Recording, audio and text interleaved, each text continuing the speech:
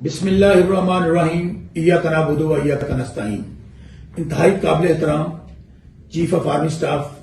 جناب جنرل حافظ سید عاصم منیر صاحب، چیف جسٹس پاکستان جناب قاضی فائزہ صاحب،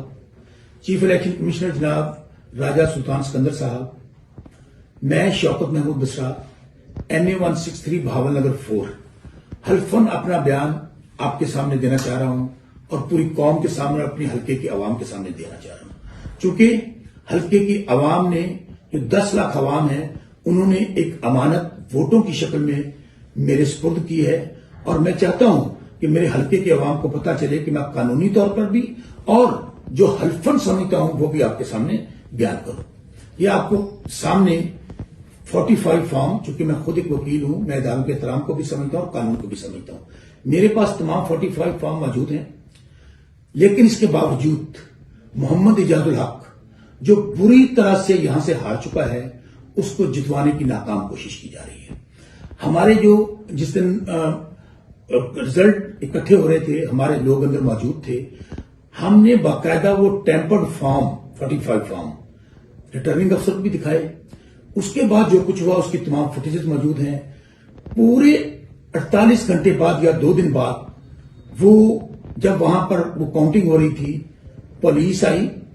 پولیس نے اپنی موجودگی میں وہاں سے تمام ریکارڈ اٹھایا اور AC صاحب کو لے کر ریٹرننگ افسر اسلام بشیر کھٹانا ان کو لے کر وہ چلے گئے وہاں پر۔ اس کے بعد نہ ہمیں بلایا گیا، میں حلفاً یہ بات بتا رہا ہوں، نہ ہمارے سامنے وہ جو ہمارا پولنگ کا جو ریکارڈ تھا اس کو کاؤنٹ کیا گیا۔ پھر میں کہہ رہا ہوں کہ مجھے انصاف دلایا جائے۔ انشاءاللہ مجھے یقین ہے کہ ہمارے ادارے جو پاکستان کی لوگوں کی حفاظت کے لیے ہیں، ان کے حقوق کی حفاظت کے لیے ہیں، وہ مجھے ضرور انصاف دلائیں گے۔ تو میں حلقے کے عوام کو بھی گواہ بنا کر کہتا ہوں، ہر جگہ پر جس جگہ جا سکا آپ کی اس امانت کی حفاظت کے لیے